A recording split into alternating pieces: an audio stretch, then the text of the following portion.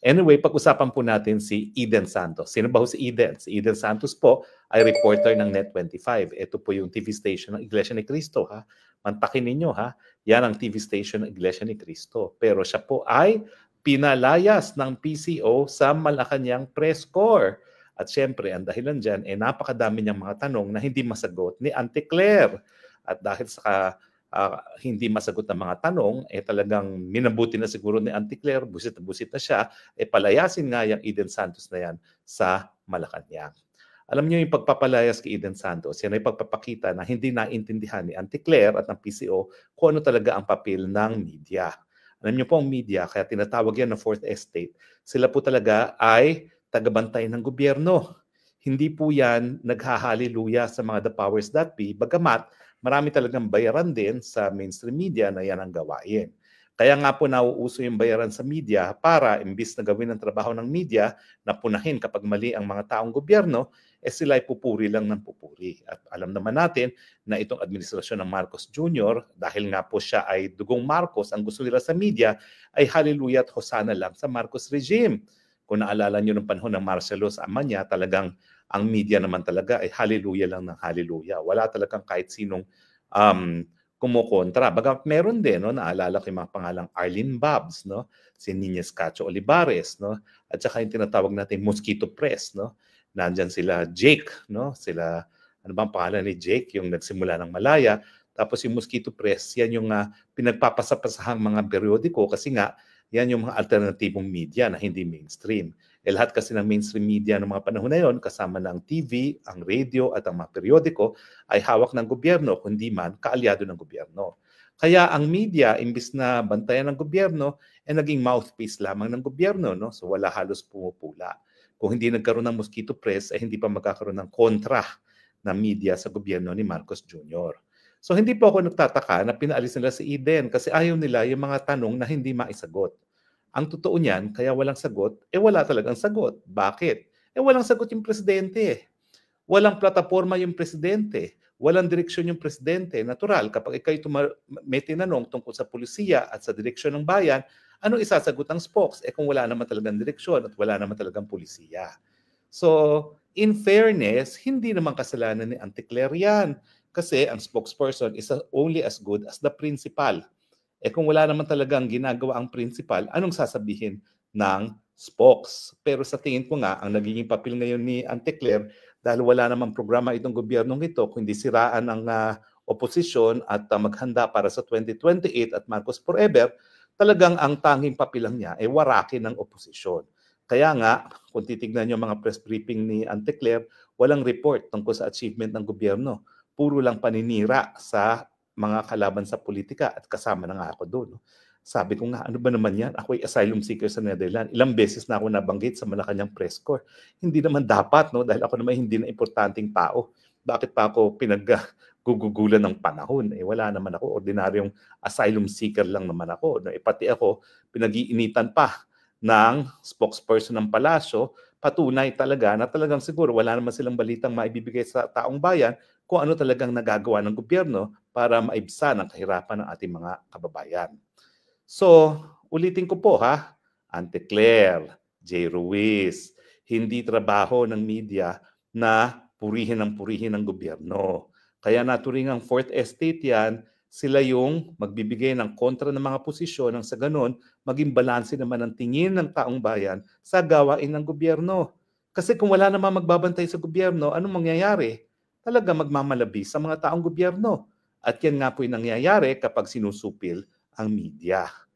Now, napaka-importante po talaga nitong malayang pamamahayag kasi alam naman natin na kapag ang mga individual na opinion ay pinagsama-sama, yan yung tinatawag na public opinion na napakalakas talaga magbatikos sa mga nagmamalabis na tao sa gobyerno. Pero syempre, bago magkaroon ng opinion ng taong bayan, importante na makaroon sila ng access doon sa mga datos. No? Datos, at pwede lang yan makuha yung mga datos na yan kung meron tayong malayang merkadong idea. Kaya nga itong reaksyon na palayasin ng isang reporter na hindi nasasagot ang mga tanong, yan po ay nakakasira sa demokrasya. Dahil yung mga tanong naman Eden, hindi naman po yan pang PhD.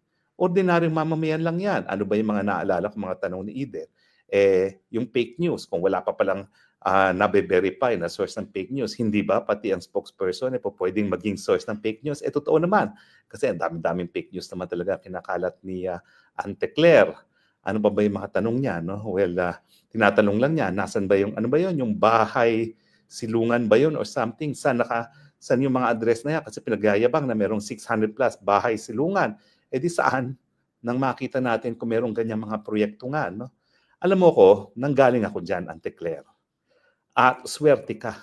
Ang Malacanang press corps, wala ng Pierre Nada. Wala ng Joseph Morong. Yun ang pinakamatitinik magtanong. Alam mo si Eden, ang tanong lang yan, tanong ng mga ordinaryong mamamayan. Nothing profound. So, sagutin lang yan on the basis of common sense. Pero yung mga Pierre Nada at mga Joseph Morong, talaga namang lalo na sa Pierre Nada, magtatanong yan para ipitin ka talaga. Alam mo, i-relate ko sa inyo yung karanasan ko kay Pia. Si Pia actually, marami mga taga-Malacanang na napikon. At dumating nga yung punto na dahil siya ay nakipagdebate kay Presidente Duterte noong minsan at naobserbahan ng marami na ang kanyang asta ay medyo bastos na dahil Presidente naman yung kadebate niya, pinaalis siya ng Malacanang. Ang ginawa ko noon, sinundo ko siya. Bakit?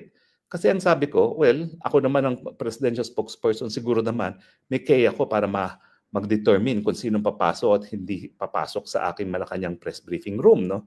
At ang sabi ko nga, well, mahihirap ang mga tanong ni Pierre Nada, pero mabobobo naman ako kung wala yung mga tanong na nanggagaling sa isang Pierre Nada.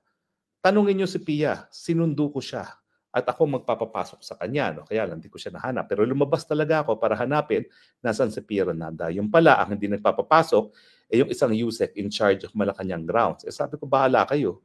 Basta ako, ang aking press briefing room, I will determine kung sinong papasok at sinong hindi papasok. No? Mabobobo ka kasi kung puro hallelujah lang ang tanong ng mga Malacanang press corps. Alam niyo yung Malacanang press corps dahil Malacanang nga is the most powerful, no? The president is the most powerful public official. Yan ay creme a la creme. Lahat ng mga pinakamagagaling na reporter diyan ina-assign sa Malacanang. Obvious naman dahil ang kino-cover mo presidente ang pinaka-influential at pinakamalakas, no? Makapangyarihan na opisyal ng gobyerno.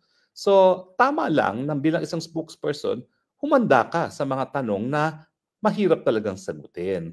Pero, ang pagkakaiba namin, ang kasagutan sa mga mahihirap na tanong, binibigay din ni Tatay Digong. Si Tatay Digong kasi abogado. So, lahat ng ginagawa niya within the legal framework. So ako, hindi ako magkakamali sa aking sagot if I stick it out with the legal framework kasi alam ko naman na ang presidente hindi naman lumalampas sa legal framework. So, ang problema mo, Ante Claire, yung iyong presidente, hindi ko alam kung anong framework ang ginagamit. At saka hindi ko alam kung anong messaging ang ginagawa niyo sa PCO. Ang messaging niyo kasi minsan na palengke, minsan ano ba huling pinuntahan niya? Mga doon sa fishport ng Jensen. Hindi ko maintindihan ano yung messaging na yan. Yung mga fishport na yan, proyekto na yan ng mga ibang administrasyon eh. So hindi mo na po pwedeng ipagyabang yan na ikaw ang nagsimula niya mga proyekto na yan. No? Tapos yung mga palengke, lalo lang mabubusit ang taong bayan kasi nga ang problema, pupunta ka sa palengke pero walang tigil ang pagtaas ng presyo ng bilihin. Hindi lang dahil sa inflation, kung hindi talagang pangit ang ating productivity ng ating agricultural sector. At wala namang ibang pwedeng sisihin dyan dahil 2 o 3 taon sa Agriculture Department, ang nakaupo ay si Presidente mismo. So kung tayo may problema pagdating sa productivity ng sektor ng agrikultura, isisi natin kay Marcos Jr. at sa walang iba dahil siya mismo upumpo bilang isang kalihim. Sa totoo lang, ng mga panahon na siyang umupong kalihim, ang sabi ko nga, mabuti yan kasi siya na pinakamakapangyarihang opisyalis ng bayan. Kapag merong kinakailangan ng sektor ng agrikultura, di action agad dahil Presidente ang kalihim ng departamento. Pero wala pong nangyaring reforma sa sektor ng agrikultura. Inaasahan ko talaga na madodoble yung ating mga irigasyon, no? Dahil 50% pa lang ang ating mga kabukiran na mayroong patubig. Wala naman nangyari, no? Parang walang mga bagong irigasyon na nagsisimula. Yun nga, pinagyayabang niya na gagamitin natin yung tubig baha. Well, ang solution po dyan, hindi yung pangako lang na gagamitin ng tubig baha. Tuloy ang mga tao, ino-okra yung kanyang sinasabi kasi hindi nila maintindihan kung paano mo iipunin yung tubig baha at gagamitin for later on, no? Dapat kasi in-explain niya na unang-una, magkakaroon tayo ng master plan. Lahat ng ating mga flood control, dapat yan coordinated na ang punta ng tubig sa isang imbakan ng tubig. At ang gagawin muna natin dyan, napakalaking reservoir. Kasi kung wala ka namang reservoir o pag-imbaka ng tubig, wala ka naman pwedeng pag-ipunan. At hindi ka makakaipon ng tubig para gamitin nga kung kinakailangan na sa panahon naman ng pagtuyot. No? So ang punto ko is, alam nyo yung mga media, they are the messengers. At ang sinasabi nga natin, do not shoot the messengers. Kasi sila yung mga ordinaryong mamamayan lang na itinatanong ang nais matanong na mga ordinaryong mga mamamayan. At itong si Eden, hindi siya PhD material ha. Siya ay ordinaryong mamamayan. Kumbaga, ordinaryo siya na mga tanong niya ay tanong talaga ni Juan de la Cruz. At ano naman ang sama na sagutin ng spokesperson ng Malacanang? Alam mo, sa totoo lang, kung hindi alam ang sagot, sabihin hindi alam at itatanong sa departamento. Ilang beses na rin ako nagsabi ng ganyan. Pero mahirap kasi pag nagbobola. At ang napapansin ko, ang daming pagbobola nga sa mga press briefing. Alam nyo nga po, creme ala creme nga yung Malacanang press corps. Yan ay pinakamagagaling na reporter. Hindi kayo po pwedeng mambola.